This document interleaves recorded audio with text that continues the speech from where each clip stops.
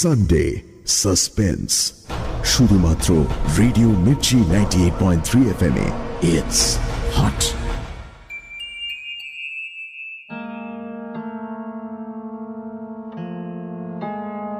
বাংলা সাহিত্যের রোমাঞ্চকর কিছু গল্প দিয়ে সাজানো আমাদের এই বিশেষ নিবেদন সানডে সাসপেন্স। আজকের গল্প সমাদদারের চাবি। এই গল্পটি প্রথম প্রকাশিত হয় শারদীয়া সন্দেশে 1380 বঙ্গাব্দে অর্থাৎ 1973 খ্রিস্টাব্দে। প্রধান চরিত্রে মণিমোহন সমাদ্দার, অবনী সেন, অনুকূল, সুরজিৎ দাশগুপ্ত, বাজনার দোকানের মালিক এবং সাধন। ফেলুদা সব্যসাচী চক্রবর্তী, তোপসে ও অন্যান্য কয়েকটি ভূমিকায় দীপ। অবনী ও সুরজিৎ দাশগুপ্তর ভূমিকায় মীর। শুরু হচ্ছে সমাদদারের চাবি।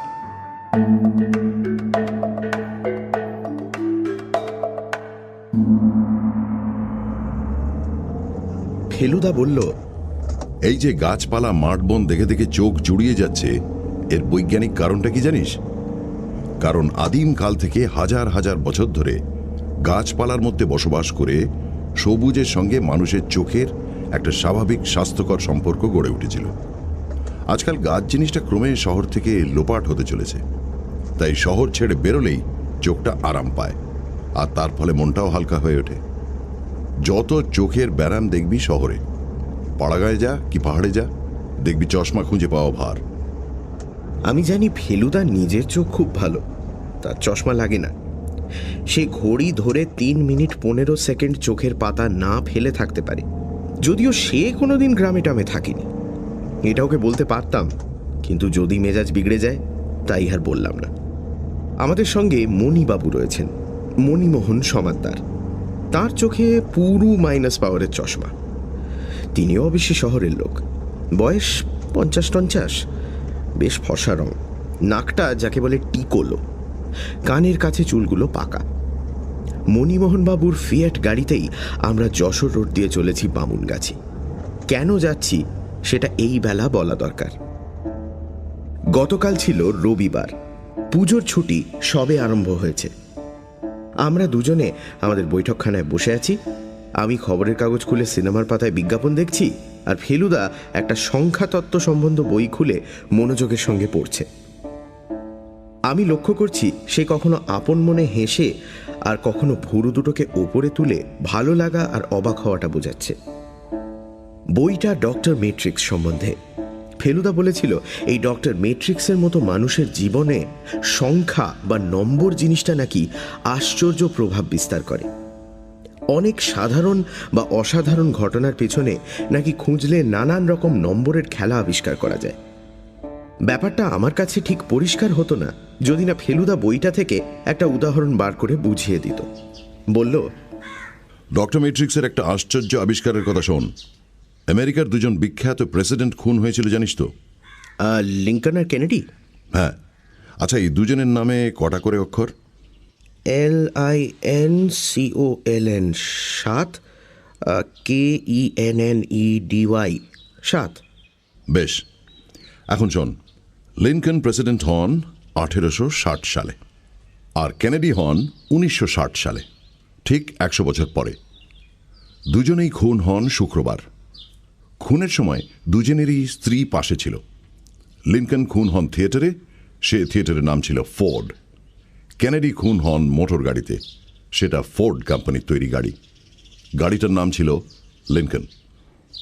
লিঙ্কনের পরে যিনি প্রেসিডেন্ট হন তার নাম ছিল জনসন, অ্যান্ড্রু জনসন। কেনেডির পরে প্রেসিডেন্ট হন লিন্ডন জনসন। প্রথম জনের জন্ম 1808, দ্বিতীয় জনের জন্ম 1908, ঠিক 100 বছর পর। লিঙ্কনকে যে খুন করে তার নাম জানিস? জানতাম, ভুলে গেছি। জন উইলকস বুথ। তার জন্ম 1839 সালে। আর কেনেডিকে খুন করেন লি হার্ভে ওসওয়াল্ড। তার জন্ম ঠিক 100 বছর পরে, 1939। এইবারে নাম দুটো আরেকবার লক্ষ্য কর। জন উইলকস বুথ, লি হার্ভে ওসওয়াল্ড। কটা করে অক্ষর আছে নামে? অক্ষর গুণে থ হয়ে গেলাম। ঢোক গিলে বললাম, দুটোতেই 15। ফেলুদা হয়তো ডক্টর মেট্রিক্সের তাজ্জব আবিষ্কারের বিষয়ে আরও কিছু বলতো, কিন্তু ঠিক এই সময় বিনা অ্যাপয়েন্টমেন্টে এসে হাজির হলো মণিমোহন সমাদ্দার। ভদ্রলোক নিজের পরিচয় টরিচয় দিয়ে সোফায় বসে বললেন, আমি আপনাদের পাড়াতেই থাকি, লেক প্লেসে। ফেলুদা ও বলে চুপ করে গেল। আমি ভদ্রলোককে আর চোখে দেখছি। গায়ে একটা হালকা রঙের বুশশার্ট আর ব্রাউন প্যান্ট, পায়ে বাটার স্যান্ড্যাক জুতো। ভদ্রলোক একটু ইতস্তত করে গলা খাঁকড়িয়ে বললেন, আপনি হয়তো আমার কাকার নাম শুনে থাকবেন, রাধারমণ সমাদ্দার। এই সেদিন যিনি মারা গেলেন? ফেলুদা প্রশ্ন করল। যার খুব গান বাজনার শখ ছিল? আগে হ্যাঁ। অনেক বয়স হয়েছিল না? 82। হ্যাঁ হ্যাঁ, কাগজে পড়ছিলাম। অবশ্যই মৃত্যু সংবাদটা পড়ার আগে তার নাম শুনেছিলাম বললে মিথ্যে বলা হবে। এটা কিছুই আশ্চর্য না। উনি যখন গান বাজনা ছেড়েছেন তখন আপনি নেহাতি ছেলে মানুষ। প্রায় 15 বছর হলো রিটায়ার করে বামুনগাছিতে বাড়ি করে সেখানেই চুপচাপ বসবাস করছেন। 18ই সেপ্টেম্বর সকালে হার্ট অ্যাটাক হয়, সেই দিন রাত্রেই মারা যান। I see. ভদ্রলোক কয়েক সেকেন্ড চুপ। ফেলুদা তার বাঁ পাটা ডান পায়ের ওপর তুলে বসেছিল, এই ফাঁকে ডান পাটা বাঁ পায়ের ওপর তুলে দিল। মিস্টার সমাদ্দার একটু কিন্তু ভাব করে বললেন, আপনি হয়তো ভাবছেন লোকটা কি বলতে এলো, আসলে ব্যাকগ্রাউন্ডটা একটু না দিয়ে দিলে। নিশ্চয়ই। ফেলুদা বলে উঠল, আপনি তাড়াহুড়ো করবেন না, টেক ইউর টাইম। মণিমোহনবাবু বলতে লাগলেন, আমার কাকা ঠিক সাধারণ মানুষ ছিলেন না। ওর পেশা ছিল ওকালতি এবং তাতে রোজগারও করেছেন যথেষ্ট। বছর 50 বয়সে সেটা ছেড়ে দিয়ে একেবারে পুরোপুরি গান বাজনার দিকে চলে যান। শুধু গাইতেন না, 7-8 রকম দিশি বিলিতি যন্ত্র বাজাতে পারতেন। সেতার, বেহালা, পিয়ানো, হারমোনিয়াম, বাঁশি, তবলা এবং তাছাড়াও আরও কয়েকটা। তার উপরে সংগ্রহের বাতিক ছিল। ওর বাড়িতে বাদ্যযন্ত্রের একটা ছোটোখাটো মিউজিয়াম করে ফেলেছিলেন। কোন বাড়িতে? ফেলুদা প্রশ্ন করল। অ্যামা স্ট্রিটে থাকতেই শুরু হয়, তারপর সেসব যন্ত্র বামুনগাছির বাড়িতে নিয়ে যান। যন্ত্রের সন্ধানে ভারতবর্ষের নানান জায়গায় গেছেন। বম্বেতে একবার এক ইটালিয়ান জাহাজির কাছ থেকে একটা বেহালা কেনেন, সেটা কলকাতায় এনে কিছুদিনের মধ্যেই বিক্রি করে দেন 30,000 টাকায়। ফেলুদা একবার আমাকে বলেছিল, ইটালিতে প্রায় 300 বছর আগে 2-3 জন লোক ছিল যাদের তৈরি বেহালার এমন কয়েকটা আশ্চর্য গুণ ছিল যে আজকের দিনে সেগুলোর দাম প্রায় লাখ টাকায় পৌঁছে গেছে। সমাদ্দার মশাই বলে চললেন, এই সব গুণের পাশে কাকার একটা মস্ত দোষ ছিল, তিনি ছিলেন অত্যন্ত কৃপণ। এই যে শেষ বয়সে আত্মীয় স্বজনের কাছ থেকে দূরে সরে গেলেন, তার একটা প্রধান কারণ হলো তার কৃপণতা। আত্মীয় বলতে আপনি ছাড়া আর কি আছে? এখন আর বিশেষ কেউ নেই। দূর সম্পর্কের আত্মীয় কিছু এদিক ওদিক ছড়িয়ে আছে। আমার কাকারা ছিল 4 ভাই 2 বোন। বোনেরা মারা গেছেন। ভাইয়ের মধ্যে কাকাকে নিয়ে 3 জন মারা গেছেন, আর একজন জীবিত কি মৃত জানা নেই। তিনি প্রায় 30 বছর আগে সংসার ছেড়ে চলে যান। রাধারমণ নিজে বিপত্নিক ছিলেন। একটি ছেলে ছিল মুরলীধর, তিনিও প্রায় 25 বছর হলো মারা গেছেন। তার ছেলে ধরণীধর হলো কাকার একমাত্র নাতি। ছেলেবেলায় সে কাকার খুব প্রিয় ছিল। শেষটায় পড়াশোনায় জলাঞ্জলি দিয়ে যখন নাম বদলে থিয়েটারে ঢুকলো, তখন থেকে কাকা আর তার মুখ দেখেননি। এই হলো আত্মীয়। ধরণীধর বেঁচে আছেন? হ্যাঁ, সে এখন থিয়েটার ছেড়ে যাত্রার দলে যোগ দিয়েছে। কাকার মৃত্যুর পর তার খোঁজ করেছিলাম, কিন্তু সে কলকাতায় নেই। দলের সঙ্গে কোন অজপাড়াগায় ট্যুরে বেরিয়েছে। ওর বেশ নামটাম হয়েছে, গান বাজনাতেও ট্যালেন্ট ছিল, যে কারণে কাকা ওকে ভালোবাসতেন। মণিমোহনবাবু হঠাৎ যেন খেই হারিয়ে কয়েক সেকেন্ড চুপ করলেন, তারপর আবার বলে চললেন, আমার সঙ্গে কাকার যে খুব একটা যোগাযোগ ছিল তা নয়, বড় জোর 2 মাসে একবার দেখা হতো। ইদানিং আরও কম। আসলে আমার একটা ছাপাখানা আছে ভবানীপুরে, ইউরেকা প্রেস। তাতে এই গত কমাস লোডশেডিং নিয়ে খুব ভুগতে হয়েছে। কাকার হার্ট অ্যাটাকটা হওয়াতে ওর প্রতিবেশী অবনীবাবু আমাকে টেলিফোন করে খবর দেন। আমি তৎক্ষণাৎ চিন্তামণি বোসকে নিয়ে চলে যাই। যখন পৌঁছই তখন জ্ঞান ছিল না। মারা যাবার ঠিক আগে আবার জ্ঞান হলো। তখন দেখে মনে হলো চিনলেন, দু একটা ভাঙা ভাঙা কথাও বললেন। ব্যাস, তারপরেই শেষ। কি বললেন? ফেলুদা জিজ্ঞেস করল। সে এখন আর পায়ের ওপর পা তুলে নেই, চেয়ারের সামনের দিকে এগিয়ে বসেছে। প্রথমে বললেন, আমার নামে। তারপর কিছুক্ষণ ঠোঁট নড়ছে, কথা নেই। শেষে অনেক কষ্টে দুবার বললেন, চাবি চাবি। ব্যাস। ফেলুদা ভুরু কুচকে চেয়ে রয়েছে মণিমোহন বাবুর দিকে। বলল, কি বলতে চাচ্ছিলেন সেটা আন্দাজ করতে পেরেছিলেন কি? প্রথম অংশ শুনে মনে হলো ওর নামে যে কৃপণ বলে অপবাদটা রটেছিল সেটার বিষয়ে কিছু বলতে চাইছেন। আমার ধারণা ওর মনে একটা অনুশোচনার ভাব জেগেছিল। কিন্তু আসল কথাটা হচ্ছে ওই চাবি। কিসের চাবির কথা বলছেন কিছুই বোঝা গেল না। ঘরে একটা আলমারি আর একটা সিন্দুক ছিল, তার চাবি ওর খাটের পাশেই টেবিলের দেরাজে থাকতো। বাড়িতে ঘর মাত্র 3টে আর একটা বাথরুম, সেটা শোবার ঘরের সঙ্গে লাগা। আসবাবপত্র বলতে বিশেষ কিছুই নেই। অন্তত চাবি লাগে এমন জিনিস তো নেই বললেই চলে। দরজায় যে তালা ব্যবহার করতেন সেটা একরকম জার্মান তালা, তাতে চাবির দরকার হয় না, নম্বরের কম্বিনেশনে খুলতে হয়। সিন্দুক আর আলমারিতে কি ছিল? আলমারি তাকে কিছু জামা কাপড় ছিল আর দেরাজে কিছু কাগজপত্র, দরকারি কিছুই নেই। আর সিন্দুক ছিল একেবারে খালি। টাকা পয়সা? নাথিং, নট এ পাইস। টেবিলের দেরাজে কিছু খুচরো পয়সা ছিল আর বালিশের নিচে একটা বটুয়াতে কিছু 2 টাকা 5 টাকার নোট। ব্যাস। বটুয়া থেকে নাকি সংসারের জন্য টাকা বার করে দিতেন, অন্তত চাকর অনুকূল তাই বলে। কিন্তু সেও তো বলছেন সামান্য টাকা, সেটা ফুরিয়ে গেলে অন্য কোথাও থেকে বার করতে হতো নিশ্চয়ই। নিশ্চয়ই। আপনি কি বলতে চান উনি ব্যাংকে টাকা রাখতেন না? মণিমোহনবাবু হেসে বললেন, তাই যদি রাখবেন তাহলে আর সাধারণ মানুষের সঙ্গে তফাৎটা হবে কোথায়? এককালে রাখতেন, তবে বছর 25 আগে একটা ব্যাংক ফেল পড়ায় উনি বেশ ক্ষতিগ্রস্ত হয়েছিলেন। তারপর থেকে আর ব্যাংকের সঙ্গে কোনো সংস্রব রাখেননি। অথচ মণিবাবু গলার স্বর নামিয়ে নিলেন, আমি জানি ওর বিস্তর টাকা ছিল, এবং সেটা যে বাড়ি তৈরি করার পরেও ছিল সেটা তার দুষ্প্রাপ্য বাজনার কালেকশন দেখলেই বুঝতে পারবে। তাছাড়া উনি নিজের পেছনে বেশ ভালোই খরচ করতেন, ভালো খেতেন, বাড়িতে ভালো বাগান ছিল, একটা সেকেন্ড হ্যান্ড অস্টিন গাড়িও কিনেছিলেন, মাঝে মাঝে বেরোতেন, শহরে আসতেন। কাজেই ফেলুদা পকেট থেকে 4 মিনার বের করেছে। মণিমোহন বাবুকে অফার করে দেশলাই ধরিয়ে দিল। ভদ্রলোক বেশ ভালো করে টান দিয়ে ধোঁয়া ছেড়ে বললেন,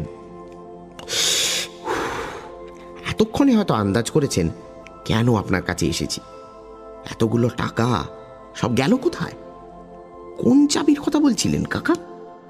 সে চাবি দিয়ে কোন জিনিসটা খুললে কি পাওয়া যাবে? সেটা কি টাকা না অন্য কিছু? যদি উইল থেকে থাকে তাহলে সেটা তো পাওয়া দরকার। উইল না থাকলে অবশ্যই টাকা নাতেই পাবে, কিন্তু তার আগে টাকাটা তো পেতে হবে। আপনার বুদ্ধির অনেক তারিফ শুনেছি, আপনি যদি এ ব্যাপারে আমাকে একটু হেল্প করতে পারেন। মণিমোহন বাবুর সঙ্গে কথা বলে ঠিক হলো যে পরদিনই সকালে আমরা বামুনগাছি যাব। ওর গাড়ি আছে, উনি নিজেই সকাল 7টায় এসে আমাদের তুলে নিয়ে যাবেন। আমি বুঝেছি যে ফেলুদার কাছে এটা একটা নতুন ধরনের রহস্য। রহস্য না বলে হেয়ালিও বলা যেতে পারে, অন্তত গোড়াতে তাই মনে হয়েছিল। শেষে দেখলাম হেয়ালির চেয়েও অনেক বেশি গোলমেলে প্যাঁচালো একটা কিছু। বারাসাত ছাড়িয়ে একটা রাস্তা যশোর রোড থেকে ডান দিকে মোড় নিয়ে বামুনগাছির দিকে গেছে। সেই মোড়ের মাথায় একটা খাবারের দোকান থেকে মণিমোহনবাবু আমাদের চা আর জিলিপি কিনে খাওয়ালেন। তাতে 15 মিনিট গেল। তা না হলে আমরা 8টার মধ্যেই বামুনগাছি পৌঁছে যেতাম। গোলাপি রঙের পাঁচিল আর ইউক্যালিপটাস গাছে ঘেরা 7 বিঘে জমির ওপর রাধারমণ সমাদ্দারের একতলা বাড়ি। যে লোকটা এসে গেট খুলে দিল সে বোধহয় মালি, কারণ তার হাতে একটা ঝুড়ি ছিল। গাড়ি গেট দিয়ে ঢুকে বাগানের পাশ দিয়ে কাঁকড় বেছানো রাস্তার উপর দিয়ে একেবারে বাড়ির দরজার সামনে এসে দাঁড়ালো। ডান দিকে খানিকটা দূরে একটা গ্যারেজের ভিতরে একটা পুরনো কালো গাড়ি রয়েছে। সেটাই বুঝলাম রাধারমণ সমাদ্দারের অস্টেন। গাড়ি থেকে নামতেই একটা ঠাঁই শব্দ শুনে বাগানের দিকে ফিরে দেখি নীল হাফ প্যান্ট পরা 8-10 বছরের একটা ছেলে হাতে একটা এয়ার গান নিয়ে আমাদের দিকে দেখছে। মণিমোহনবাবু তাকে বললেন, তোমার বাবা বাড়িতে আছেন? তাকে গিয়ে বলো তো যে মণিবাবু কলকাতা থেকে এসেছেন, একবার ডাকছেন। ছেলেটি বন্দুকে ছররা ভরতে ভরতে চলে গেল। ফেলুদা বলল, প্রতিবেশীর ছেলে বুঝি?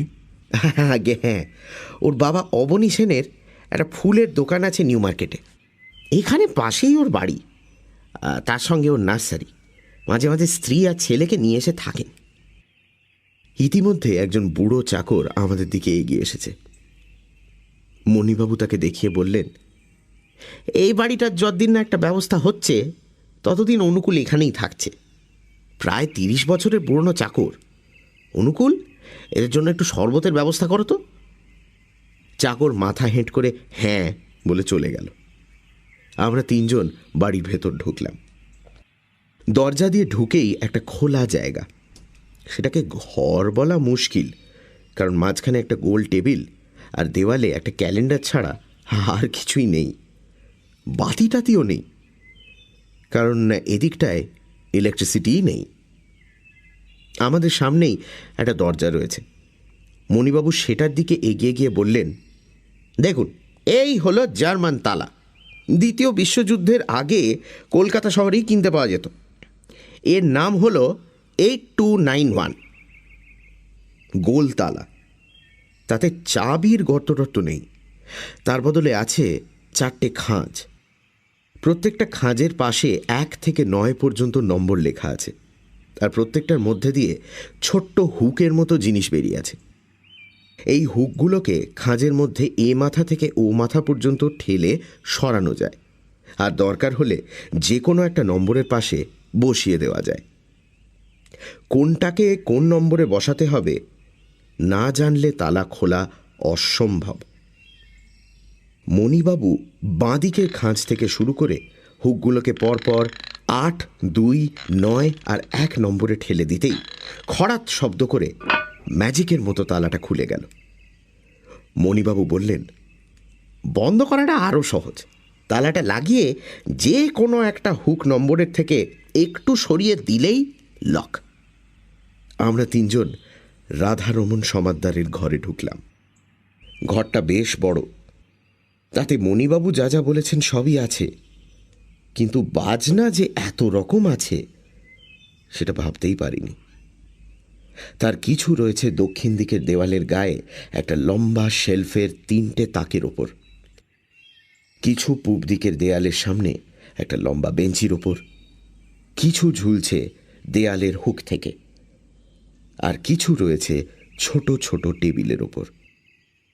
এছাড়া ঘরে যা আছে তা হলো খাট, খাটের পাশে একটা ছোট টেবিল, উত্তর দিকে দেয়ালের সামনে একটা আলমারি, আর এক কোণে একটা ছোট সিন্দুক। খাটের তলায় একটা ছোট ট্রাঙ্কও চোখে পড়ল। ফেলুদা প্রথমে ঘরের মাঝখানে দাঁড়িয়ে একবার চারিদিকটা দেখে নিল। তারপর আলমারি আর সিন্দুক খুলে তার ভিতরে বেশ ভালো করে হাত আর চোখ বুলিয়ে নিল। তারপর দেরাজ সমেত টেবিলটাকে পরীক্ষা করল। খাটের তোশকের নিচে দেখল, খাটের নিচে দেখল, ট্রাঙ্কের ভেতর দেখল। তাতে একজোড়া পুরনো জুতো আর একটা ছেঁড়া ন্যাকড়া ছাড়া আর কিছুই নেই। তারপর প্রত্যেকটা বাজনা আলাদা করে হাতে তুলে ওজন পরীক্ষা করে নেড়ে চেড়ে এদিক ওদিক ঘুরিয়ে তার ফাঁপা বা ফোলা অংশে চাবির গর্ত আছে কিনা দেখে আবার ঠিক যেমনভাবে রাখা ছিল তেমনিভাবে রেখে দিল।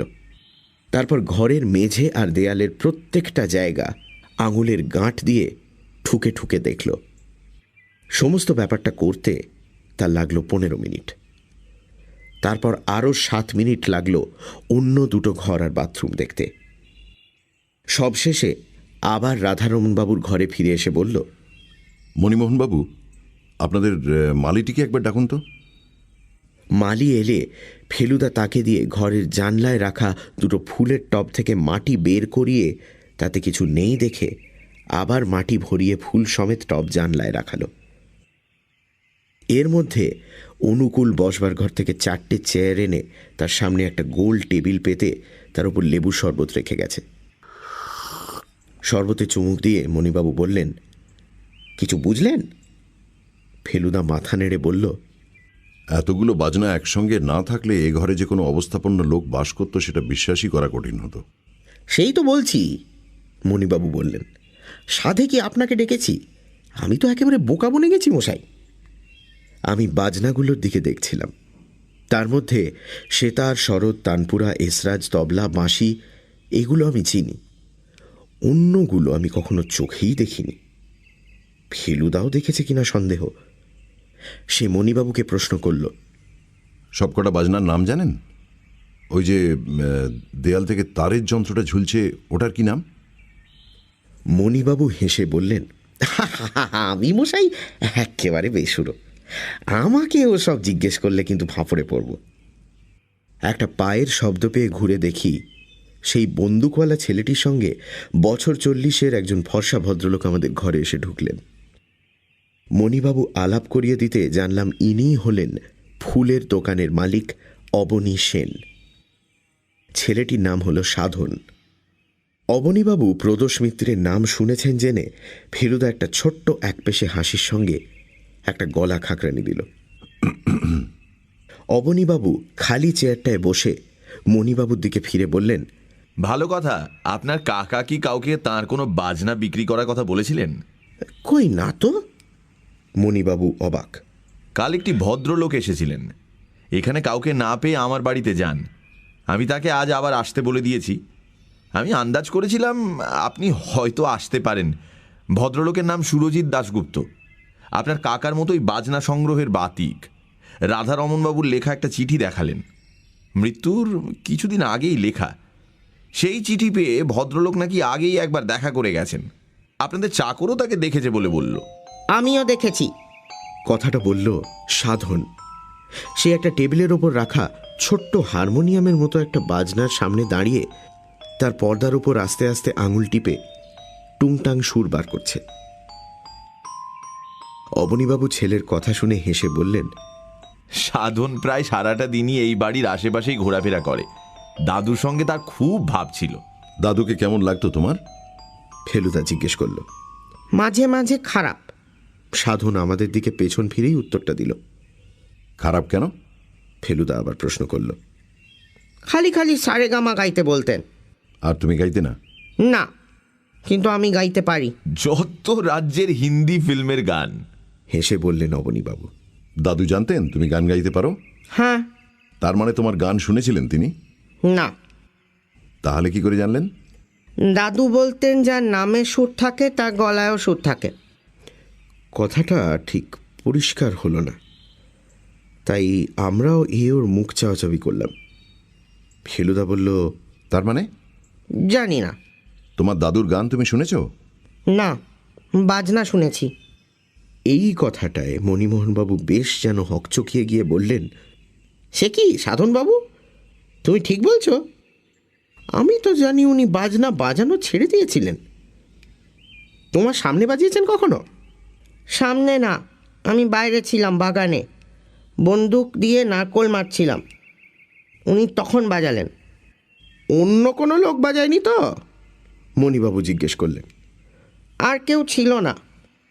ফেলুদা বলল, অনেকক্ষণ ধরে বাজনা শুনলে? না, বেশিক্ষণ না। ফেলুদা এবার মণিমোহনবাবুকে বলল, একবার আপনার অনুকূলকে ডাকুন তো।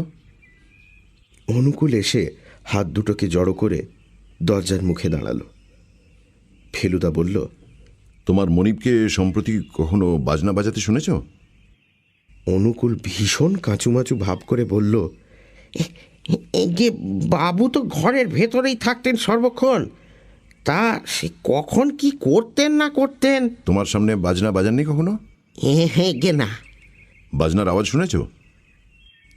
তা যেন কয়েকবার, তবে কানে তো ভালো শুনি না। মারা যাবার আগে একজন অপরিচিত লোক ওর সঙ্গে দেখা করতে এসেছিলেন কি, যিনি কাল সকালেও এসেছিলেন?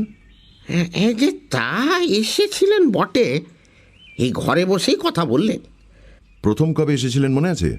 হ্যাঁ, যেদিন তিনি চলে গেলেন সেই দিন সকালে, যেদিন কাকা মারা গেলেন। মণিবাবু চোখ বড় বড় করে জিজ্ঞেস করলেন। হ্যাঁ। অনুকূলের চোখে জল এসে গেছে। সে গামছা দিয়ে চোখ মুছে ধরা গলায় বলল, সে ভদ্রলোক গেলেন চলে, আর তার কিছুক্ষণ পরেই আমি বাবুর স্নানের জল গরম করে নিয়ে তেনাকে বলতে গিয়ে দেখি তেনার যেন হুঁশ নেই। কয়েকবার বাবু বাবু করে ডেকে যখন সাড়া পেলাম না, তখন এনার বাড়িতে গেলাম খবর দিতে। অনুকূল অবনীবাবুর দিকে দেখিয়ে দিল। অবনীবাবু বললেন, আমি ব্যাপার দেখেই মণিবাবুকে টেলিফোন করে একজন ডাক্তার নিয়ে আসতে বলি। অবশ্যই বিশেষ কিছু করার ছিল না। একটা গাড়ির আওয়াজ পাওয়া গেল। অনুকূল বাইরে চলে গেল। মিনিট খানেকের মধ্যেই ঘরে এসে ঢুকলেন লম্বা জুলফি, ঝাঁকড়া চুল, লম্বা গোঁফ আর পুরু ফ্রেমের চশমা পরা এক ভদ্রলোক। জানা গেল ইনি সুরজিৎ দাশগুপ্ত। অবনীবাবু মণিমোহনবাবুকে দেখিয়ে বললেন, আপনি এর সঙ্গে কথা বলুন, ইনি রাধারমন বাবুর ভাইপো। ও আই সি, আপনার কাকার সঙ্গে আমার চিঠিতে আলাপ হয়, উনি আমাকে এসে দেখা করতে। মণিবাবু তার কথার উপরেই বললেন, কাকার চিঠিটা সঙ্গে আছে কি? ভদ্রলোক তার কোটের ভেতরের পকেট থেকে একটা পোস্ট কার্ড বার করে মণিবাবুর হাতে দিলেন। মণিবাবুর পড়া হলে সে চিঠি ফেলুদার হাতে গেল। আমি ঝুঁকে পড়ে দেখলাম তাতে রাধারমণবাবু ভদ্রলোককে রবিবার 18ই সেপ্টেম্বর সকাল 9টা থেকে 10টার মধ্যে তার সঙ্গে দেখা করতে লিখেছেন। কারণটাও বলা আছে, বাদ্যযন্ত্র আমার যাহা আছে তাহা আমার নিকটেই আছে, আপনি আসিলেই দেখিতে পাইবেন। উল্টো দিকে ভদ্রলোকের ঠিকানাটাও ফেলুদা দেখে নিল। Minerva hotel, central avenue, Kolkata 13। Feluda চিঠিটা পড়ে খাটের পাশে টেবিলের ওপর রাখা সুলেখা ব্লু ব্ল্যাক কালিটার দিকে এক ঝলক দেখে নিল। চিঠিটা মনে হয় সেই কালিতেই লেখা। সুরজিৎবাবু এতক্ষণ দাঁড়িয়েছিলেন, এবার যেন একটু অসহিষ্ণুভাবেই খাটের একটা কোণে গিয়ে বসলেন। পরের প্রশ্নটাও মণিমোহনবাবুই করলেন। 18 তারিখে আপনার সঙ্গে কি কথা হয়? সুরজিৎবাবু বললেন, কিছুদিন আগে একটা পুরনো গীতভারতী পত্রিকায় বাদ্যযন্ত্র সম্বন্ধে ওর একটা লেখা পড়ে আমি রাধারমন বাবু সম্বন্ধে জানতে পারি। এইখানে এসে ওর কালেকশন দেখে আমি তার থেকে দুটো যন্ত্র কেনার ইচ্ছা প্রকাশ করি। দাম নিয়ে কথা হয়, আমি দুটোর জন্য 2000 টাকা অফার করি। উনি রাজি হন। আমি তখনই চেক লিখে দিচ্ছিলাম, উনি 2 দিন পরে ক্যাশ নিয়ে আসতে বললেন। তাই বুধবার আবার অ্যাপয়েন্টমেন্ট হয়। মঙ্গলবার কাগজে দেখি উনি মারা গেছেন। তারপর আমি দেরাদুন চলে যাই, পরশু ফিরেছি। মণিবাবু বললেন, আপনি যেদিন দেখা করতে আসেন সেদিন ওর শরীর কেমন ছিল? ভালোই তো, তবে ওর বোধহয় একটা ধারণা হয়েছিল উনি আর বেশি দিন বাঁচবেন না। দু একটা কথায় সেরকম একটা ভাব প্রকাশ পাচ্ছিল। আপনার সঙ্গে কোনো কথা কাটাকাটি হয়নি তো? প্রশ্নটা শুনে সুরজিৎবাবুর মুখ কয়েক মুহূর্তের জন্য যেন বেশ কালো হয়ে গেল। তারপর চাপা গলায় বললেন, আপনি কি ভদ্রলোকের হার্ট অ্যাটাকের জন্য আমাকে দায়ী করছেন? মণিবাবু যথাসম্ভব ঠান্ডাভাবেই বললেন, আপনি ইচ্ছে করে কিছু করেছেন বলছি না, তবে আপনি যাবার কিছুক্ষণ পরেই তো উনি অসুস্থ হয়ে পড়েন, তাই। তা হতে পারে, তবে আমি যতক্ষণ ছিলাম ততক্ষণ তিনি সম্পূর্ণ সুস্থ ছিলেন। এনিওয়ে, আপনি আমার ব্যাপারে নিশ্চয়ই একটা ডিসিশন নিতে পারবেন। আমি ক্যাশ টাকা নিয়ে এসেছি 2000। ভদ্রলোক পকেট থেকে মানি ব্যাগ বের করলেন। যন্ত্র দুটো আজ পেলে ভালো হতো। আমি কাল দেরাদুন ফিরে যাচ্ছি। আমি থাকি ওখানেই মিউজিক নিয়ে রিসার্চ করি। কোন দুটো যন্ত্রের কথা বলছেন আপনি? সুরজিৎবাবু খাট থেকে উঠে দেওয়ালের দিকে হুকে ঝোলানো একটা বাজনার দিকে দেখিয়ে বললেন, একটা হলো এর নাম খামাঞ্চে, ইরানের যন্ত্র। এটার নাম জানতাম কিন্তু দেখিনি কখনো, বেশ পুরনো যন্ত্র। আর অন্যটা হলো... সুরজিৎবাবু ঘরের উল্টো দিকে একটা নিচু টেবিলের ওপর রাখা ছোট্ট হারমোনিয়ামের মতো দেখতে যন্ত্রটার সামনে এসে দাঁড়ালেন। এটাই কিছুক্ষণ আগে সাধন বাজাচ্ছিল। ভদ্রলোক সেটার দিকে আঙুল দেখিয়ে বললেন, এটার নাম মেলোকর্ড। এটা বিলিতি যন্ত্র, আগে দেখিনি কখনো। আমার বিশ্বাস অল্প কয়েকদিনের জন্য ম্যানুফ্যাকচার হয়েছিল, তারপর বন্ধ হয়ে যায়। খুব সিম্পল যন্ত্র, তবে আর পাওয়া যায় না বলে 1000 অফার করেছিলাম। উনি তখন রাজি হয়েছিলেন। ওগুলো এখন দেওয়া যাবে না মিস্টার দাশগুপ্ত। সুরজিৎবাবু থমকে গেলেন। কথাটা বলেছে ফেলুদা, আর বলেছে বেশ জোরের সঙ্গে। তীক্ষ্ণ দৃষ্টিবান হানার কথাটা কোন বইয়ে যেন পড়েছি। সুরজিৎবাবু মণিবাবুর দিক থেকে বাঁই করে ঘুরে ফেলুদার দিকে সেই রকম একটা তীক্ষ্ণ দৃষ্টিবান হেনে শুকনো ভারী গলায় বললেন, আপনি কে? উত্তর দিলেন মণিবাবু। উনি আমার বন্ধু, তবে উনি ঠিকই বলেছেন, ওগুলো এখন দেওয়া যাবে না। তার প্রধান কারণটা আপনার বোঝা উচিত। কাকা যে ওগুলো আপনাকে বিক্রি করতে রাজি ছিলেন তার কোনো প্রমাণ নেই। সুরজিৎ দাশগুপ্ত কয়েক মুহূর্ত পাথরের মতো দাঁড়িয়ে রইলেন। তারপর হঠাৎ কিছু না বলে গটগট করে ঘর থেকে বেরিয়ে গেলেন। ফেলুদাও দেখি চেয়ার ছেড়ে উঠে পড়েছে। সুরজিৎবাবুর ঘটনাটা যেন কিছুই না, এইরকম একটা ভাব করে সে দেওয়ালের দিকে এগিয়ে গিয়ে প্রথমে খামাঞ্চে যন্ত্রটাকে মন দিয়ে দেখল। রাস্তায় যে খেলার বেহালা বিক্রি হয় অনেকটা সেই রকম দেখতে, যদিও তার চেয়ে অনেক বড়, আর গোল অংশটায় খুব সুন্দর কাজ করা। এবার খামাঞ্চে ছেড়ে ফেলুদা গেল মেলোকর্ড যন্ত্রটার কাছে। সাদা কালো পর্দায় চাপ দিতেই আবার সেই পিয়ানো আর সেতার মেশানো টুং টাং শব্দ। এই বাজনার আওয়াজই শুনেছিলে কি? ফেলুদা সাধনকে জিজ্ঞেস করল। হতে পারে। সাধনের মতো এত অল্প বয়সে এত গম্ভীর ছেলে আমি খুব কম দেখেছি। এবার ফেলুদা আলমারির দেরাজ থেকে এক তাড়া পুরনো কাগজ বার করে মণিবাবুকে বলল, এগুলো আমি একটু বাড়িতে নিয়ে যেতে পারি কি? মণিবাবু বললেন, নিশ্চয়ই, আরও যদি কিছু। না, আর কিছু দরকার নেই। আমরা যখন ঘর থেকে বেরোচ্ছি তখন সাধন জানলা দিয়ে বাইরে আকাশের দিকে তাকিয়ে একটা অদ্ভুত সুর গুনগুন করছে। সেটা কিন্তু কোনো ফিল্মের গানের সুর নয়। ফেলুদা মণিমোহন বাবুর কাছ থেকে 2 দিন সময় চেয়ে নিয়েছিল। চাইতেই হবে, কারণ রাধারমণ বাবুর বাড়ি তন্ন তন্ন করে খুঁজেও কোনো চাবি বা চাবি দিয়ে খোলা যায় এমন কোনো বাক্স বা ওই ধরনের কিছু পাওয়া যায়নি। তাই ফেলুদা বলল, 1 নম্বর ওকে চুপচাপ বসে চিন্তা করতে হবে, 2 নম্বর রাধারমণ বাবুর কাগজপত্র ঘেঁটে লোকটা সম্বন্ধে আরও কিছু জানা যায় কিনা দেখতে হবে, আর 3 নম্বর গান বাজনা সম্বন্ধে আর একটু ওয়াকিবহাল হতে হবে। বামুনগাছি থেকে ফেরার পথে মণিমোহন বাবু বললেন, কিরকম বুঝছেন মিস্টার মিত্তির? ফেলুদা তার গম্ভীর ও অন্যমনস্ক ভাবটাকে ঝেড়ে ফেলে দিয়ে বলল, আপনাকে কতগুলো সন তারিখের ব্যাপারে একটু হেল্প করতে হবে। বলুন। আপনার খুড়তুতো দাদা অর্থাৎ রাধারমণ বাবুর ছেলে মুরলীধর কবে মারা গেছেন?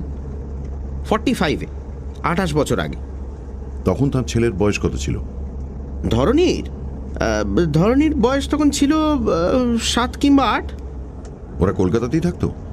না, দাদা ভাগলপুরে ডাক্তারি করতেন। উনি মারা যাবার পর বৌদি ছেলেদের নিয়ে কলকাতায় এসে শ্বশুর বাড়িতে ওঠেন। তখন বাবা ছিলেন হ্যামার স্ট্রিটেই বৌদি মারা যান। ধরনী তখন সিটি কলেজে পড়ছে। মা মারা যাওয়ার পর থেকেই তার মতিগতি বদলে যায়। সে পড়াশোনা ছেড়ে থিয়েটারে ঢোকে, আর তার বছরখানেক পরে কাকাও চলে গেলেন বামুনগাছি। ওর বাড়িটা তৈরি হয়েছিল 59-এ, গেটের গায়ে ডেট লেখা রয়েছে। রাধারমণবাবুর কাগজপত্রের মধ্যে ছিল কিছু পুরনো চিঠি, কিছু ক্যাশ মেমো, 2টো ওষুধের প্রেসক্রিপশন, স্পিগলার নামে এক জার্মান কোম্পানির পুরনো ক্যাটালগ, তাতে নানান রকম বাজনার ছবি ও দাম, খাতার কাগজে লেখা কয়েকটা বাংলা গানের স্বরলিপি, খবরের কাগজ থেকে নানান সময়ের কাটা 5টা নাটকের সমালোচনা, সেগুলোতে সঞ্জয় লাহিড়ী বলে একজন অভিনেতার প্রশংসা নীল পেন্সিলে আন্ডারলাইন করা। এর মধ্যে 3টে জিনিস নিয়ে ফেলুদা মন্তব্য করল। স্বরলিপিগুলো দেখে বলল, সুরজিৎবাবু যে পোস্টকার্ডটা দেখালেন তার হাতের লেখার সঙ্গে এ লেখা মিলে যাচ্ছে। ক্যাটালগটা দেখে বলল, মেলোকর্ড বলে কোনো যন্ত্রের নাম এতে দেখছি না।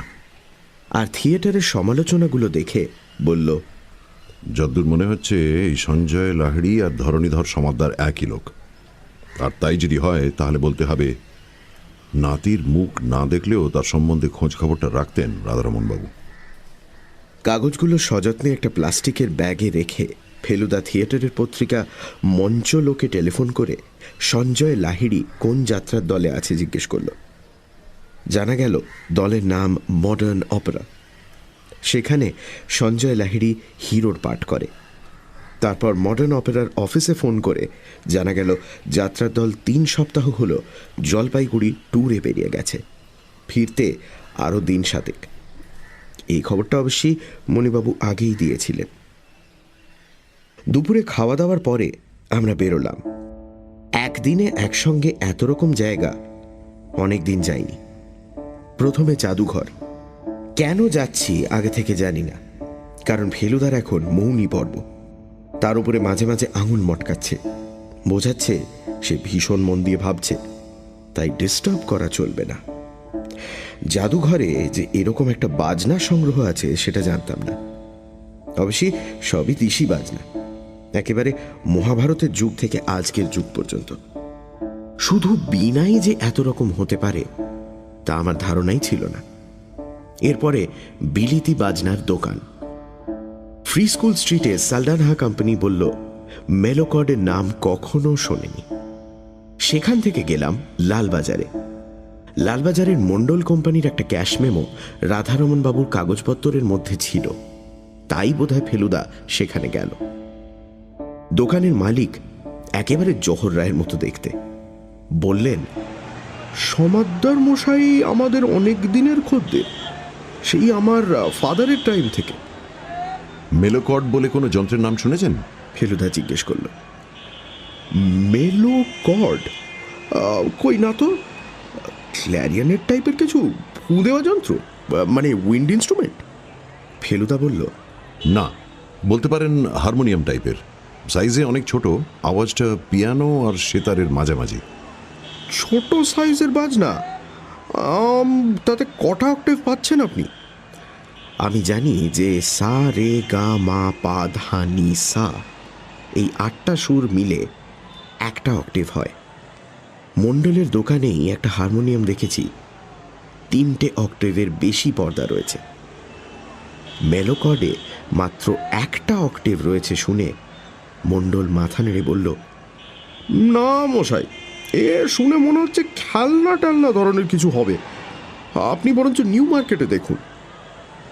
এরপরে ফেলুদা কলেজ স্ট্রিটের দাশগুপ্তর দোকান থেকে 19 টাকা দিয়ে 3টে সঙ্গীতের বই কিনল।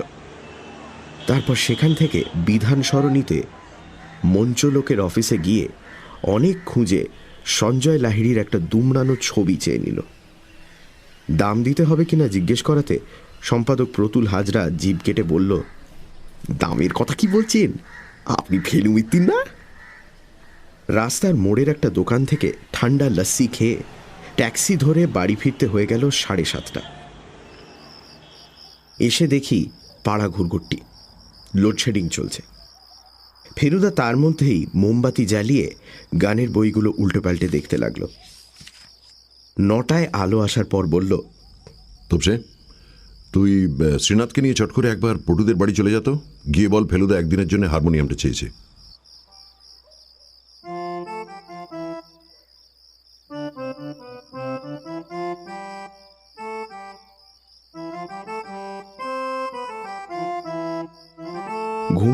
আগে পর্যন্ত শুনলাম ফেলুদা প্যাঁ প্যাঁ করে হারমোনিয়াম বাজাচ্ছে। রাত্রে স্বপ্ন দেখলাম একটা প্রকাণ্ড ঘরে একটা প্রকাণ্ড লোহার দরজা, আর তাতে একটা প্রকাণ্ড ফুটো। ফুটোটা এত বড় যে তার মধ্যে দিয়ে অনায়াসে উল্টো দিকে চলে যাওয়া যায়। কিন্তু তা না করে আমি, ফেলুদা আর মণিমোহনবাবু তিনজনে একসঙ্গে একটা প্রকাণ্ড চাবিকে আঁকড়ে ধরে সেটাকে ফুটোটার মধ্যে ঢোকাতে চেষ্টা করছি, আর সুরজিৎ দাশগুপ্ত একটা আলখাল্লা পড়ে তিড়িং বিড়িং লাফাচ্ছে আর সুর করে বলছে, 8291 8291 8291। পরদিন মঙ্গলবার। মণিমোহনবাবু বলেছিলেন বুধবার আবার খবর নেবেন, কিন্তু সকাল 7টায় তার টেলিফোন এসে হাজির।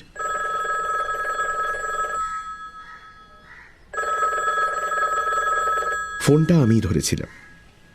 ফেলুদাকে ডেকে দিচ্ছি বলাতে বললেন, দরকার নেই, তুমি ওকে বলো আমি এক্ষুনি আসছি, জরুরি কথা আছে। 15 মিনিটের মধ্যেই ভদ্রলোক এসে গেলেন। বললেন, অবনীবাবু এই একটুক্ষণ আগে বামুনগাছি থেকে ফোন করেছিলেন, কাকার শোবার ঘরে মাঝরাত্রে লোক ঢুকেছিল। ওই জার্মান তালার সংকেত আর কি জানে? ফেলুদা তৎক্ষণাৎ প্রশ্ন করল। আমার ভাইপো জানতো, অবনীবাবু জানেন কিনা জানি না, বোধ হয় না, তবে সামনের দরজা দিয়ে ঢোকেনি সে লোক। তবে বাথরুমে জমাদার ঢোকার দরজা দিয়ে। কিন্তু কাল যখন বাথরুমে গেলাম তখন তো সে দরজা বন্ধ ছিল, আমি নিজে দেখেছি। পরে হয়তো কেউ খুলেছিল, যাই হোক কিছু নিতে পারিনি, ঢোকার সঙ্গে সঙ্গেই অনুকূল টের পেয়ে গেছিল। আপনি এখন ফ্রি আছেন, একবার যেতে পারবেন? নিশ্চয়ই, তবে তার আগে একটা প্রশ্ন আছে। রাধারমণবাবুর নাতিকে, অর্থাৎ আপনার ভাইপো ধরণীধরকে এখন দেখলে চিনতে পারবেন?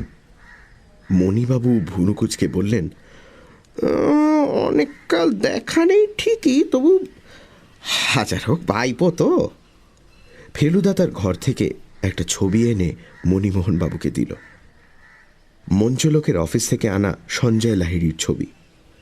তার উপর ফেলুদা কালি দিয়ে একজোড়া গোঁপ আর একটা মোটা ফ্রেমের চশমা এঁকে দিয়েছে। মণিবাবু লাফিয়ে উঠে বললেন, আরে এ যে দেখছি সুরজিৎ দাশগুপ্তের মতো মনে হচ্ছে কি? হ্যাঁ হ্যাঁ, কেবল নাকের কাজটা একটু। যাই হোক, মিল একটা আছে। এটা আসলে আপনার ভাইপোরই ছবি, আমি কেবল একটু রং চড়িয়েছি।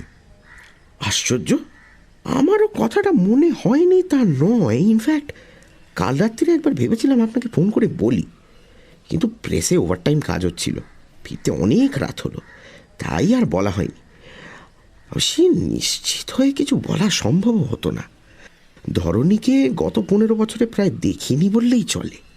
থিয়েটারেও না, কারণ ও বাতিকটা আমার একদম নেই, আর যাত্রা তো ছেড়েই দিলাম। অথচ আপনার অনুমান যদি সত্যি হয় তাহলে দুটো ব্যাপার প্রমাণ করতে হয়। 1, সুরজিৎ দাশগুপ্ত বলে আসলে কেউ নেই। 2, সঞ্জয় লাহিড়ী যাত্রা দল থেকে ছুটি নিয়ে চলে এসেছে, এবং সেটা এসেছে আপনার কাকার মৃত্যুর আগেই। তবে মিনার্ভা হোটেলের নম্বরটা বার করত।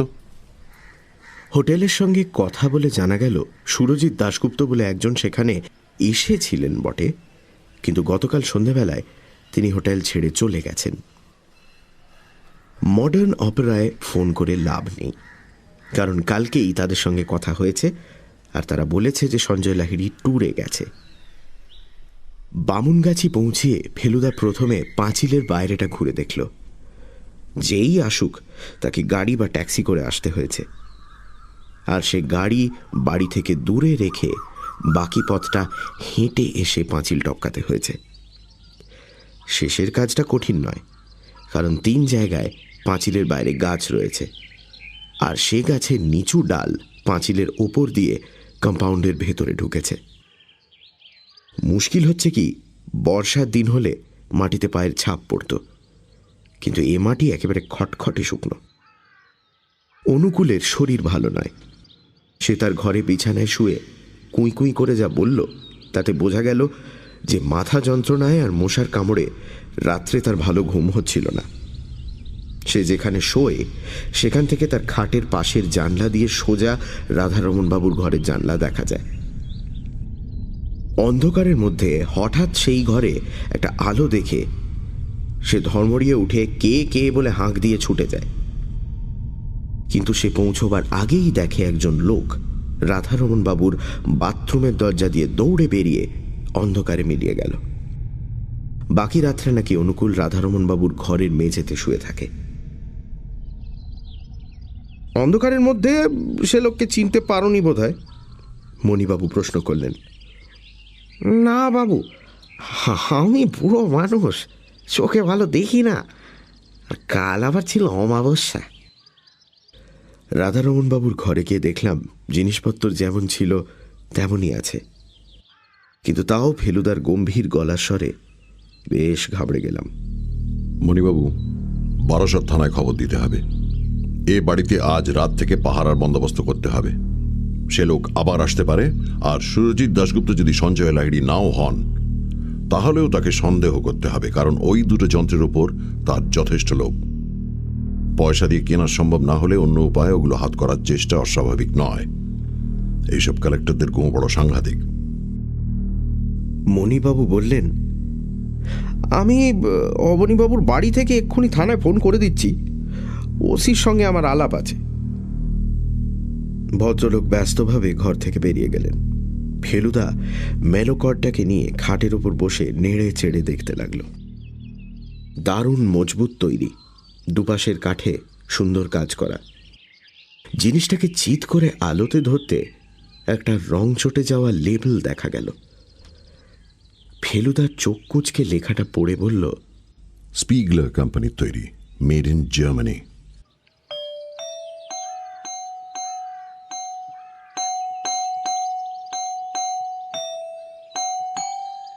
ফেলুদা হারমোনিয়াম বাজাতে জানে না ঠিকই, কিন্তু কাঁচা হাতে একটা করে পর্দা টিপে যখন জনগণমনের খানিকটা মেলোকরে বাজালো, তখন যন্ত্রটার গুণে সেটা শুনতে বেশ ভালোই লাগছিল।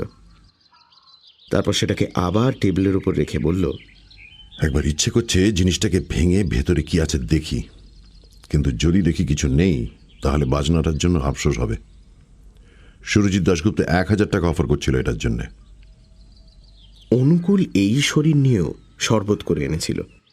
সেটাই চুমুক দেওয়ার সঙ্গে সঙ্গেই মণিমোহনবাবু ফিরে এসে বললেন, থানায় বলে দিয়েছি 2 জন লোক থাকবে সন্ধ্যে থেকে। অবনীবাবু বাড়ি ছিলেন না, সাধনকে নিয়ে কলকাতায় গেছেন, ফিরবেন বিকেলে। ফেলুদা বলল, রাধারমণবাবুর টাকা লুকিয়ে রাখার ব্যাপারটা আপনি ছাড়া আর কে জানতে পারে? মণিবাবু গম্ভীরভাবে বললেন, আমি নিজে জেনেছি কাকার মৃত্যুর পরে। টাকা যে খোঁজাখুঁজি হচ্ছে সেটা অবশ্যই অবনীবাবু জানেন, কিন্তু তার অ্যামাউন্টটা কত হতে পারে সেটা জানবার কথা নয়।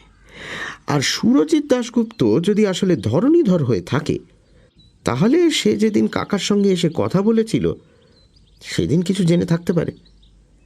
আমার তো বিশ্বাস সে কাকার কাছে টাকাই চাইতে এসেছিল। তারপর কাকার সঙ্গে কথা কাটাকাটি হয়, তার ফলে।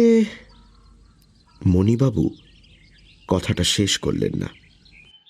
ফেলুদা তার দিকে এক দৃষ্টে তাকিয়ে বলল, তার ফলে আপনার কাকার হার্ট অ্যাটাক হয়, আর সেই অবস্থাতেই ধরণীধর ঘরের মধ্যে টাকা অনুসন্ধান করে। আপনি এই ভাবছেন তো? কিন্তু আমি এটাও জানি যে সে টাকা খুঁজে পায়নি। যদি পেত তাহলে সে বাজনা কেনার অজুহাতে আবার ফিরে আসতো না, এই তো? ঠিক তাই। তার ধারণা ওই 2টো বাজনার একটার মধ্যে টাকাটা রয়েছে। মেলোকর্ড। মণিবাবু ফেলুদার দিকে তীক্ষ্ণ দৃষ্টি দিলেন। আপনি তাই বলছেন? আমার মন তাই বলছে, ফেলুদা বলল। তবে আমি আন্দাজে ঢিল মারা পছন্দ করি না, আর আপনার কাকার শেষ কথাগুলো আমি ভুলতে পারছি না। আপনার শুনতে কোনো ভুল হয়নি তো? উনি চাবি কথাটাই বলেছিলেন তো? মণিবাবু হঠাৎ কেমন যেন অপ্রতিভ হয়ে পড়লেন। হাত কচলাতে কচলাতে বললেন, কি জানি মশাই, চাবি বলেই তো মনে হলো। অবশ্যই এমন হতে পারে যে কাকা আসলে প্রলাপ বকছিলেন। চাবি কথাটার হয়তো কোনো অর্থই নেই।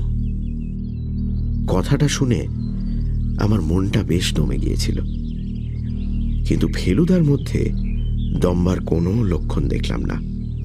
ও বলল, প্রলাপই হোক আর যাই হোক, এই ঘরে টাকা আছে। আমি যেন সে টাকার গন্ধ পাচ্ছি। চাবিটা আসল কথা নয়, আসল কথা টাকা। তাহলে আপাতত কি করবেন সেটা ঠিক করুন। করেছি। আপাতত বাড়ি ফিরব। দিনের বেলা কোনো ভয় নেই। অনুকূলকে বলে দেবেন চোখ রাখতে, আর বাইরের কোনো লোককে যেন ঢুকতে না দেওয়া হয়। রাত্রে তো পাহারাই থাকবে। আমি বাড়ি গিয়ে আমার খাতা নিয়ে আমার ঘরে আমার খাটের উপর বালিশে বুক দিয়ে উপুড় হয়ে শুয়ে চিন্তা করব। একটা আবছা আলো দেখতে পাচ্ছি, সেটা আরো উজ্জ্বল হওয়া দরকার। তবে একটা কথা, তেমন বুঝলে আজ রাতটা আমি এখানে কাটাতে চাই। আপনার আপত্তি নেই তো? মোটেই না। 8টা নাগাদ আপনাকে তুলে নিতে পারি। ও, ভালো কথা। আপনি সংখ্যাতত্ত্বে বিশ্বাস করেন? সংখ্যাতত্ত্ব? মণিমোহন ভ্যাবাচাকা। ফেলুদা তার এক পেশে হাসি হেসে বলল, আপনাদের সবাইয়ের নাম দেখছি 5 অক্ষরের। রাধারমন, মুরলীধর, ধরণীধর, মণিমোহন। তাই প্রশ্নটা মনে এলো। আগে লেখ, মৃত ব্যক্তির নাম কি ছিল? ফেলুদা তার খাটে বসে আছে, আমি তার পাশে চেয়ারে। আমার হাতে সে খাতা পেন্সিল ধরিয়ে দিয়েছে। আমি লিখলাম, রাধারমন সমাদ্দার। তার নাতির নাম? ধরণীধর সমাদ্দার। নাতির থিয়েটারি নাম? সঞ্জয় লাহিড়ী। দেরাদুনের বাজনা সংগ্রাহকের নাম? সুরজিৎ দাশগুপ্ত। রাধারমনের প্রতিবেশীর নাম? অবনী সেন। তার ছেলের নাম? সাধন সেন। রাধারমনের শেষ কথা কি ছিল? আমার নামে চাবি চাবি। গানে একটা সা থেকে তার পরের সা পর্যন্ত কটা সুর থাকে? এর মধ্যে ফেলুদা তার কেনা সঙ্গীত প্রবেশিকার প্রথম চ্যাপ্টারটা আমাকে দিয়ে পড়িয়ে নিয়েছে। গান নিয়ে সে কেন এত মেতে উঠেছে জানি না। যাই হোক, আমি লিখলাম 12টা। কি কি? 7টা শুদ্ধ, 4টে কোমল, 1টা কড়ি। শুদ্ধ সুর কি কি? কিভাবে লেখে? স র গ ম প ধ ন। কোন কোনটা কোমল হয়? র গ ধ ন। কিভাবে লেখে? রি ইয় গয় দ মূর্ধন্য। আর কড়ি? ম। কিভাবে লেখে? হয় ময়। এবার দে কাগজটা। দিলাম। এবার বাইরে বৈঠকখানায় গিয়ে বস। দরজাটা ভেজিয়ে দে, আমি কাজ করব। গেলাম বৈঠকখানায়, দরজা ভেজালাম, সোফায় বসলাম। চাঁদের পাহাড় বইটা 3বার পড়েছি, আবার পড়তে শুরু করলাম। প্রায় 1 ঘন্টা পরে ফেলুদার ঘরের এক্সটেনশন টেলিফোনে ডায়াল করার আওয়াজ পেলাম। কৌতূহল সামলাতে না পেরে দরজার কাছে গিয়ে কান লাগালাম। ফেলুদার গলা পেলাম। ডাক্তার বোস আছেন? চিন্তামণি বোস? ফেলুদা সেই হার্ট স্পেশালিস্টকে ফোন করেছে, যাকে মণিবাবু নিয়ে গিয়েছিলেন তার কাকাকে দেখাতে। ফোনটা কাকে করেছে সেটাই জানতে চাইছিলাম, বাকি কথা শোনার দরকার নেই। আমি আবার জায়গায় এসে বসলাম। 10 মিনিট পরে আবার কটর কটর শব্দ, ডায়ালিংয়ের শব্দ। উঠে দরজায় গেলাম, কান লাগালাম। Eureka press? কে কথা বলছেন? মণিমোহন বাবুর প্রেস। ব্যাস, এইটুকুই যথেষ্ট। আমি আবার চাঁদের পাহাড় নিয়ে বসলাম। 4টের সময় যখন শ্রীনাথ চা আনলো, তখনও ফেলুদা ঘর থেকে বেরোলো না। শেষে যখন দেয়াল ঘড়িতে দেখি 4:35, আর আমি ভাবছি আমার ওই কটা লেখা নিয়ে ফেলুদা অত কি ভাবছে, ঠিক সেই সময় ও দরজা খুলে হাতে একটা আধপোড়া চারমিনার নিয়ে বেরিয়ে এসে চাপা গলায় বলল, মাথা ভো ভো করছে রে তোপসে। একটা 82 বছরের বুড়োর মরার মুখে বলার সামান্য 3টে কথার মানে নিয়ে এত কেন ভাবতে হলো, সেটা ভেবে মাথা ভো ভো করছে। এর জন্য অবশ্যই দায়ী আমাদের বাংলা ভাষা। আমি অবশ্যই ফেলুদার কথাবার্তা কিছুই বুঝতে না পেরে ওর দিকে চেয়ে কাঠ হয়ে বসে রইলাম। দেখতে পাচ্ছি ওর মুখের চেহারা বদলে গেছে, আর বুঝতে পারছি যে আবছা আলোটার কথা ও বলছিল সেটা ওর কাছে আর আবছা নেই। সাধানি সানি সব কটা শুদ্ধ সুর। শুনে কিছু মনে পড়ছে? কোনো মানে বুঝতে পারছিস? আমার মাথা আরো গুলিয়ে গেল। ফেলুদা বলল, তোর বুঝতে পারার কথা নয়। পারলে তোতে আর ফেলুমিত্তিরে কোনো তফাৎ থাকতো না। ভাগ্যিস তফাৎটা আছে। আমি ফেলুদার স্যাটেলাইটের বেশি আর কিছু হতে চাই না। ফেলুদা এই প্রথম সিগারেটটা ছাইদানে না ফেলে ক্যারামে স্ট্রাইকার মারার মতো করে জানলা দিয়ে বাইরে রাস্তায় ফেলে দিয়ে বৈঠকখানার টেলিফোনে গিয়ে একটা নাম্বার ডায়াল করল।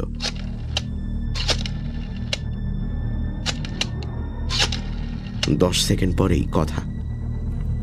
কে? মিস্টার সমাদ্দার, চলে আসুন, এক্ষুনি বামুনগাছি যেতে হবে। হ্যাঁ, হয়ে গেছে, সব পরিষ্কার। মেলোকড, হ্যাঁ মেলোকডই আমাদের রহস্যের চাবিকাঠি।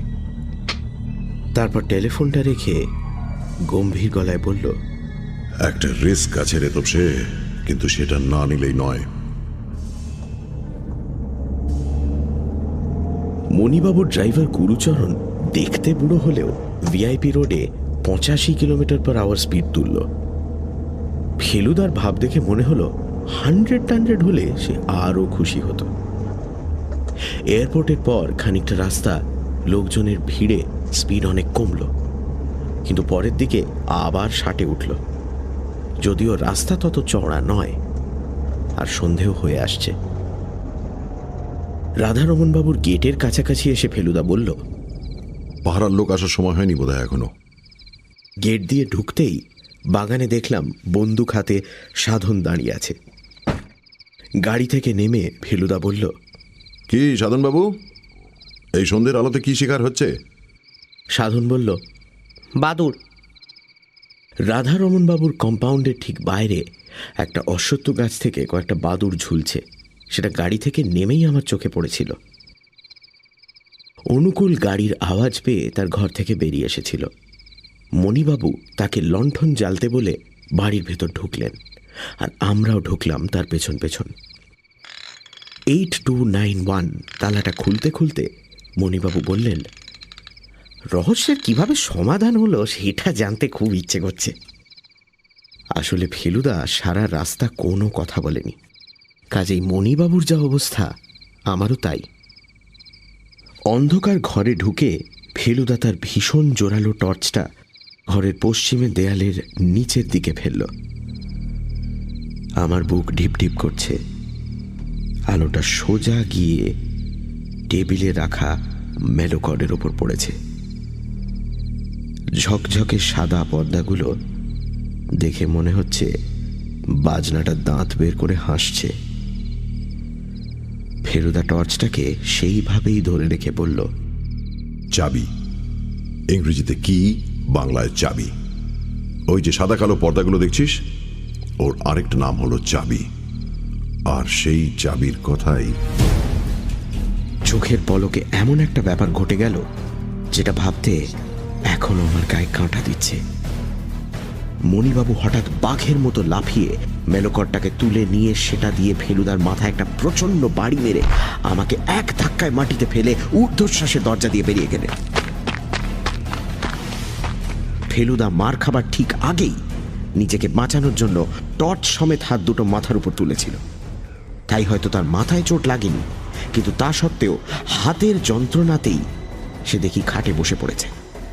আমি নিজে মেঝে থেকে উঠতে না উঠতেই বুঝলাম মণিবাবু বাইরে থেকে 8291 বন্ধ করে দিয়েছেন। আমি তাও দৌড়ে গিয়ে কাঁচ দিয়ে দরজায় একটা ধাক্কা মেরেছি। এমন সময় ফেলুদার গলা পেলাম। বাথরুম। বাইরে থেকে গাড়ি স্টার্ট দেওয়ার একটা শব্দ, আর তারপরেই ঠাঁই করে একটা আওয়াজ। আমরা দুজনে ঝড়ের মতো বাথরুমে ঢুকে জমাদারের দরজা খুলে বাইরে বেরোলাম। বাগানের দিক থেকে গোলমাল, অনুকূলের গলা, অবনীবাবুর গলা। মণিবাবুর গাড়িটা বাই করে গেট দিয়ে বেরিয়ে চলে গেল। আমরা সামনের দরজার কাছে পৌঁছে গেছি। ওটা কে বসে আছে কাঁকড় বেছানো রাস্তার উপরে? অবনীবাবু চেঁচাচ্ছেন, তুমি কি করলে সাধন? এটা কি করলে তুমি? ছি ছি ছি ছি ছি ছি। সাধন তার সরু অথচ গম্ভীর গলায় বেশ ঝাঁঝের সঙ্গে বলল, ও যে দাদুর বাজনা নিয়ে পালাচ্ছিল। এবার ফেলুদা বলল, ও ঠিকই করেছে অবনীবাবু। অপরাধীকে এয়ারগান দিয়ে পঙ্গু করেও আমাদের সাহায্যই করেছে। যদিও ভবিষ্যতে ওকে একটু সাবধানে বন্দুক চালাতে হবে। আপনি এক্ষুনি থানায় ফোন করে দিন, গাড়িটাকে যেন পালাতে না দেয়। ওর নম্বর হলো WMA6164। অনুকূল আর ফেলুদা দুজনে মিলে মণিবাবুকে ধরে তুলল। তার কপালের বাঁ দিক থেকে ছররার গুলি লেগে রক্ত পড়ছে। ভদ্রলোক একেবারে থুম মেরে গেছেন। মেলোকরটা মণিবাবুর পাশেই কাঁকড়ের ওপর পড়েছিল। আমি সেটাকে খুব সাবধানে তুলে নিলাম। আমরা চারজন রাধারমণবাবুর খাটের পাশে গোল হয়ে চেয়ারে বসে চা খাচ্ছি। চারজন মানে আমি, ফেলুদা, অবনীবাবু আর বারাসাত থানার দীনেশ গুঁই। ইনি বোধহয় ইন্সপেক্টর হবেন। ঘরের এক কোণে সিন্দুকটার সামনে আরও দুজন লোক রয়েছে। একজন দাঁড়িয়ে, সে বোধহয় কনস্টেবল, আর একজন চেয়ারে ঘাপটি মেরে বসে। ইনি হলেন অপরাধী মণিমোহন সমাদ্দার, যার কপালে এখন ব্যান্ডেজ বাঁধা। এছাড়া সাধনও রয়েছে। সে জানলার ধারে দাঁড়িয়ে বাইরের অন্ধকারের দিকে দেখছে। আমাদের পাঁচজনের মাঝখানে টেবিলের ওপর রয়েছে মেলোকর। এইবার বোধহয় ফেলুদা একটা রহস্য উদ্ঘাটন করবে। ফেলুদার ঘড়ির কাঁচ ভেঙে গেছে, আর বাঁ হাতের কবজির খানিকটা ছাল উঠে গেছে। রাধারমণবাবুর বাথরুম থেকে ডেটল নিয়ে লাগিয়ে সেখানে সে রুমাল বেঁধে রেখেছে। হাত থেকে চায়ের কাপটা মাটিতে নামিয়ে রেখে ফেলুদা বলতে আরম্ভ করল। মণিমোহন সমাদ্দারকে আমি সন্দেহ করতে আরম্ভ করি আজ দুপুর থেকে, কিন্তু তিনি কোনো একটা বেচাল না চাললে তাকে বাগে আনা যাচ্ছিল না, কারণ তার বিরুদ্ধে প্রমাণের অভাব। আমি তাই খানিকটা রিস্ক নিয়েই তাকে প্রশ্রয় দিচ্ছিলাম। আমাকে আচমকা আক্রমণ করে বাজনা নিয়ে পালানোটাই হলো তার ভুল চাল। শেষ পর্যন্ত তিনি পালাতে পারতেন না ঠিকই, কিন্তু তিনি যে এত তাড়াতাড়ি শায়েস্তা হলেন তার জন্য অবশ্যই দায়ী সাধনের এয়ারগান। মণিমোহনবাবুর একটা কথায় প্রথম খটকা লাগে। কথাটা যখন বলেছিলেন তখন লাগেনি, পরে লাগে। উনি বলেছিলেন পরশু ওর প্রেসে ওভারটাইম কাজ হচ্ছিল, তাই ওর বাড়ি ফিরতে অনেক রাত হয়েছিল। পরশু ছিল সোমবার। আমি জানি যে পাড়ায় মণিবাবুর প্রেস সে পাড়ায় সন্ধ্যায় নিয়মিত লোডশেডিং হয়। আমার এক প্রফেসর বন্ধু সেই একই পাড়ায় থাকে। আজ ইউরেকা প্রেসে ফোন করে জানতে পারি যে প্রথমত সোমবার বিকেল থেকে লোডশেডিংয়ের জন্য কাজ বন্ধ ছিল, আর দ্বিতীয়ত মণিমোহনবাবু দুপুরের পর আর সেদিন প্রেসেই যাননি। এই মিথ্যে কথাটাতেই আমার মনে ভীষণ খটকা লাগে, আর তারপরেই সন্দেহ হয় উনি রাধারমণবাবুর শেষ কথা সম্বন্ধে যা বলেছিলেন সেটা সত্যি তো। রাধারমণের মৃত্যুর সময় মণিবাবু ছাড়াও একজন লোক সেখানে ছিলেন। তিনি হলেন ডাক্তার চিন্তামণি বোস। তাকে ফোন করে জানতে পারি যে মণিবাবু পুরোপুরি সত্যি কথা বলেননি। রাধারমণের একটা কথা তিনি গোপন করেছিলেন। রাধারমণ আসলে বলেছিলেন, ধরণী আমার নামে চাবি চাবি। ধরণী হল রাধারমণবাবুর নাতি। মৃত্যুর আগের মুহূর্তে তার নাতিকেই কিছু বলার কথা মনে এসেছিল, ভাইপোকে নয়। ভাইপোকে হয়তো সেই অবস্থায় তিনি চিনতেই পারেননি। আসলে নাতির সঙ্গে তার সরাসরি সম্পর্ক না থাকলেও তার উপর থেকে রাধারমণবাবুর স্নেহ যায়নি। তার অভিনয়ের প্রশংসা কাগজে বেরোলে তিনি তা কেটে রাখতেন, কিন্তু যে কথাটা তিনি নাতিকে বলতে চেয়েছিলেন সেটা শুনে ফেলল তাঁর ভাইপো। চাবি কথাটা শুনে মণিমোহন বুঝলেন যে টাকা পয়সার কথা বলা হচ্ছে, কিন্তু চাবি দিয়ে কিছুই বেরোল না। তখন মণিবাবুকে গোয়েন্দা ফেলু মিত্তিরের কাছে আসতে হলো। মতলব এই যে আমি টাকার সন্ধান দেব আর উনি সুযোগ বুঝে সেটি আত্মসাৎ করবেন। উইল আছে কিনা জানা নেই, না থাকলে টাকা নাতি পাবে, আর থাকলেও মণিবাবুর পাওয়ার সম্ভাবনা কম, কারণ আমার বিশ্বাস রাধারমণবাবু তার ভাইপোকে পছন্দ করতেন না।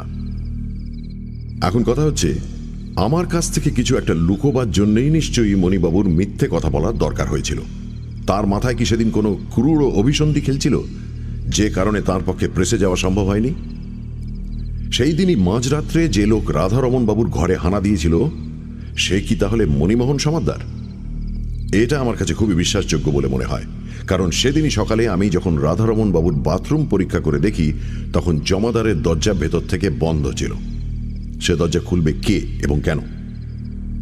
বাথরুমটা তো আর ব্যবহারই হচ্ছে না, আসলে যে লোক ঢুকেছে সে সামনের দরজা দিয়ে জার্মান তালা খুলে ঢুকেছে, সে তালার সংকেত তার জানা। ঘরে ঢুকে সে লোক জমাদারের দরজা খুলে বেরিয়ে এসে জার্মান তালা বন্ধ করে আবার বাথরুম দিয়ে ঢুকেছে। এই লোক যে মণিমোহন সমাদ্দার তাতে কোনো সন্দেহ নেই। তিনি বোধহয় বাকি কথাটার মানে বুঝে ফেলে মেলকর্ড নামক চাবিওয়ালা যন্ত্রটা নিতে এসেছিলেন, তাই না? আমাদের সকলের দৃষ্টি মণিবাবুর দিকে গেল। মাথা হেঁট অবস্থাতেই তিনি আবছা অন্ধকারে দুবার মাথা নেড়ে হ্যাঁ বললেন। ফেলুদা বলল, চাবি যে বাজনার চাবি সেটা বুঝলেও মণিবাবু বোধহয় রাধারমণের বাকি সংকেতটা ধরতে পারেননি, কারণ অতটা বুদ্ধি ওর নেই। এই বাকি সংকেতটা আমি বুঝতে পারি আজ বিকেলে, আর সেটার জন্যও দায়ী শ্রীমান সাধন। এবার আমরা সকলে অবাক হয়ে সাধনের দিকে চাইলাম। সেও দেখি বড় বড় চোখ করে ফেলুদার দিকে দেখছে। ফেলুদা বলল, তোমার দাদু সুরের বিষয় কি বলেছিলেন সেটা আরেকবার বলে দাও তো সাধন। সাধন প্রায় ফিসফিস করে বলল, যার নামে সুর থাকে তার গলাতেও সুর থাকে। ফেলুদা বলল, ভেরি গুড। এবার রাধারমণ বাবুর আশ্চর্য বুদ্ধির দিকটা ক্রমে বোঝা যাবে। যার নামে সুর থাকে, বেশ, সাধনের নামটাই ধরা যাক, সাধন সেন। এবার অকার একার বাদ দিয়ে কি দাঁড়ায় দেখা যাক। স ধ ন স ন, অর্থাৎ গানের সুরের ভাষায় সা ধা নি সা নি। এই আশ্চর্য ব্যাপারটা বোঝার সঙ্গে সঙ্গেই যেন একটা নতুন দিক খুলে গেল। আমার নামে চাবি। রাধারমণ বাবু কি এখানে নিজের নামের কথাটাই বোঝাতে যাচ্ছেন? রাধারমণ সমাদ্দার, রে ধা রে মা নি সা মা দা দা রে। কি সহজ, অথচ কি ক্লেভার, কি চতুর। ধরণীধরও কিন্তু গাইতে পারত, আর তার নামেও দেখছি সুর। ধা রে নি ধা রে সা মা দা দা রে। এইটে বোঝার সঙ্গে সঙ্গেই আমি নিশ্চিন্ত হয়ে গেলাম যে ওই মেলকর্ডই রাধারমণের ব্যাংক। যান্ত্রিক কলাকৌশলের দিকে রাধারমণ বাবুর যে একটা ঝোঁক ছিল সেটা ওই জার্মান তালা থেকে বোঝা যায়। এই মেলকর্ডও জার্মানিতেই তৈরি। স্পিগলার কোম্পানি নামে একটি বিখ্যাত বাজনা প্রস্তুতকারক রাধারমণ বাবুর বিশেষ নির্দেশ অনুযায়ী এই মেলকর্ড তৈরি করে। কি ভাগ্যি সেটি সুরজিৎ দাশগুপ্তর হাতে চলে যায়নি। অবশ্যই যন্ত্র দেবার আগে রাধারমণ তার ভিতরের জিনিস নিশ্চয়ই বার করে নিতেন। বোধহয় ব্যাংকের আর প্রয়োজন বোধ করছিলেন না তিনি। হয়তো তার আর বেশি দিন বাঁচা হবে না, এটা তিনি সত্যিই বুঝতে পেরেছিলেন। সুরজিৎ ভদ্রলোকটিকে আমরা মিছিমিছি সন্দেহ করছিলাম, ভাবছিলাম উনি ছদ্মবেশী ধরণীধর। আসলে সুরজিৎ বাবু সত্যিই একজন বাজনা পাগল সঙ্গীতজ্ঞ লোক, তার উল্লেখ আমি গানের বইতে পেয়েছি। আর ধরণীধর সত্যিই তার যাত্রার দলের সঙ্গে ট্যুরে বেরিয়েছে। এখন জানা দরকার যে তার ভাগ্যে সত্যিই কোনো অর্থপ্রাপ্তি আছে কিনা। তার অনেকদিন থেকে একটা নিজের যাত্রা দল করার ইচ্ছে। মঞ্চলোকের একটা ইন্টারভিউতে এসে তাই বলেছে। তবে সে লণ্ঠনটা কাছে এনে ধরত। আমি লণ্ঠনটা খাটের পাশের টেবিল থেকে তুলে মেলকর্ডের পাশে এনে ধরলাম। ফেলুদা বলল, অনেক ধকল গেছে এটার উপর দিয়ে, তবে জার্মান জিনিস তো। দেখা যাক রাধারমণের বুদ্ধি আর স্পিগলার কোম্পানির কারিগরি মিলে কি জিনিস দাঁড়িয়েছে। রাধারমণ সমাদ্দারের নামের অক্ষর ধরে ধরে ফেলুদা চাবি টিপতে আরম্ভ করে দিল। টুং টাং করে একটা অদ্ভুত সুর বেরোচ্ছে মেলকর্ড থেকে। শেষ সুরটা টেপার সঙ্গে সঙ্গে একটা চাবুকের মতো শব্দ করে সকলকে চমকে দিয়ে মেলকর্ডের ডান পাশের কাঠটা দরজার মতো খুলে গেল। আমরা ঝুঁকে পড়ে দেখলাম সেই দরজাটার পেছনে রয়েছে লাল মখমলের লাইনিং দেওয়া একটা খুপড়ি, আর সেই খুপড়িতে ঠাসা রয়েছে তাড়া তাড়া 100 টাকার নোট। নোটগুলো টেনে বার করে ফেলুদা বলল, কমপক্ষে 50,000। আসুন অবনীবাবু, গোনা যাক। ফেলুদার চোখ লণ্ঠনের আলোয় জ্বলজ্বল করছে। আমি জানি সেটা লোভ নয়, সেটা তার শান দেওয়া বুদ্ধির খানিকটা অংশ খাটিয়ে একটা মন ধাঁধানো জটিল রহস্য সমাধান করার আনন্দ।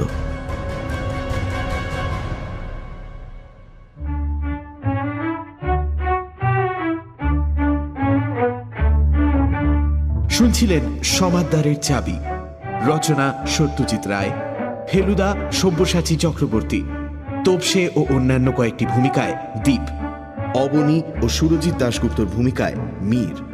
ফেলুদা থিম সত্যজিৎ রায়, শব্দগ্রহণ, আবহ সঙ্গীত এবং স্পেশাল এফেক্টসে রিচার্ড, মেলোকর্ড এবং হারমোনিয়ামে রবিন, পরিকল্পনা ও পরিচালনায় ইন্দ্রাণী। রেডিও মির্চির তরফ থেকে আন্তরিক ধন্যবাদ শ্রী সব্যসাচী চক্রবর্তী ও শ্রী সন্দীপ রায়কে আমাদের পাশে থাকার জন্য।